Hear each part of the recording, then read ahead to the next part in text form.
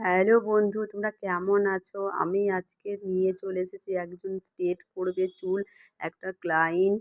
তাকে শ্যাম্পু করে নিয়েছি ভালো করে, নিয়ে হেয়ার ড্রাই করে নিলাম।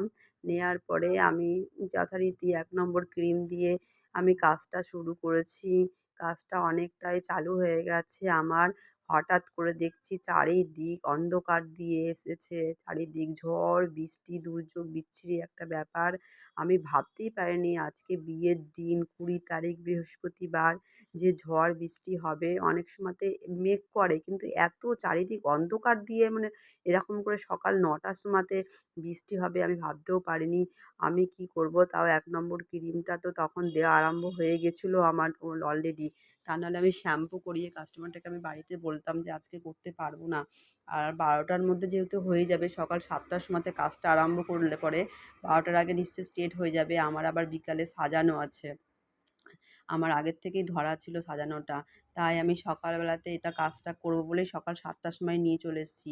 অলরেডি একেবারে পার্লার পুরো শাটার নামিয়ে দিয়েছি। চারিদিক অন্ধকার দিয়েছি। ঝড়, বৃষ্টি, বিচ্ছিরি দুর্যোগ অবস্থা। আর আমি তারপরে অনেক চিন্তাভাবনা করে তখন বেলা ১১টা বেজে গেছে। তারপরে এখানে ওখানে ফোন করি। তারপরে শুনলাম যে রথতলাতে ডিবিসি ঢাল থেকে নামছি।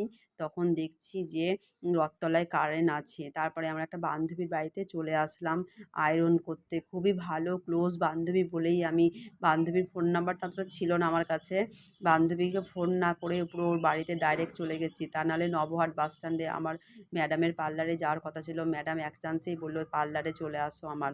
তারপরে পার্লারে যেতে পারলাম না গিয়ে আমি পুরো ক্লায়েন্টকে নিয়েই আমি বান্ধবীর বাড়িতে চলে গেছি, পিউদের বাড়িতে। পিউ খুব ভালো একটা বন্ধু হয় আমার। তারপরে আয়রন করা হয়ে গেছে। ২টো তখন বাজে। তারপরে আমার বর ফোন করলো যে বাড়ি চলে আসো। ২টো তখন বাজে। বাড়িতে এসে নিউট্রিলাইজারটা লাগাচ্ছি, দেখতেই পাচ্ছ। নিউট্রিলাইজার লাগিয়ে ক্লায়েন্টকে পুরো ছাড়তে আমার প্রায় ৩টে বেজে গেছে। ১ ঘন্টা লেগেছে নিউট্রিলাইজার লাগিয়ে চুলটাকে ভালো করে হেয়ার ড্রাই করতে। তারপরে আমি ৩টে তখন বাজে, কোনোরকম মানে ড্রেসটা কোনোরকম পরেই আমি চলে গেছি সাজাতে। সেইখানে আবার আরেক কাণ্ড পরের ভিডিওতে নিয়ে আসছি। আজকের ভিডিওটা কেমন লাগছে অবশ্যই জানাবে বন্ধু।